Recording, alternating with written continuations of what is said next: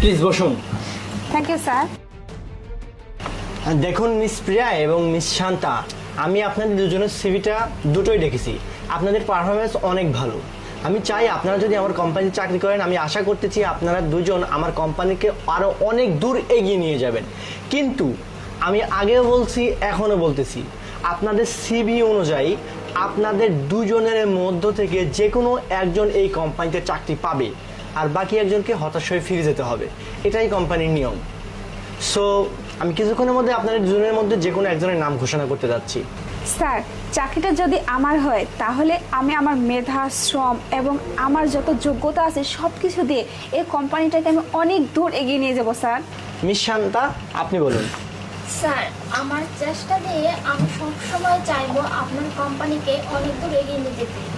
Sir, আমি কখনো চিন্তা করব না যে এটা আপনার কোম্পানি, সবসময় মনে করব এটা নিজের কোম্পানি। সেই চিন্তা করেই সবসময় নিজের দায়িত্ব পালন করব। আপনাদের দুজনের মতামত সত্যিই অনেক ভালো, আপনাদের চিন্তাধারাও একই রকম আছে। কিন্তু আমি আফসোস, আপনাদের দুজনের যে কোনো একজনকে চাকরি দেওয়া হয়েছে, আর সেটা হচ্ছে মিস শান্তা। শান্তা, কংগ্রাচুলেশন। না, এটা কোনো দিনও হতে পারে না।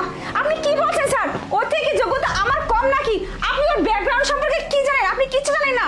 আমি ওর সাথে চলাফেরা করছি, আমি তো খুব ভালো করে চিনি। ও একটা মাদক অস্ত্র পাচারকারী।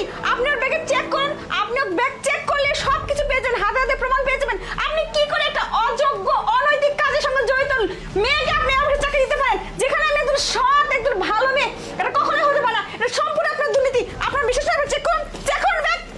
কি ব্যাপার মিস প্রিয়া, আপনি কি পাগল হয়ে গেছেন নাকি? আপনি মনে হচ্ছে পাগল হয়ে গেছেন। আপনাকে পাবনা মেন্টাল হসপিটালে নিয়ে যাওয়া উচিত। এমন বিহেভ কেন করতেছেন?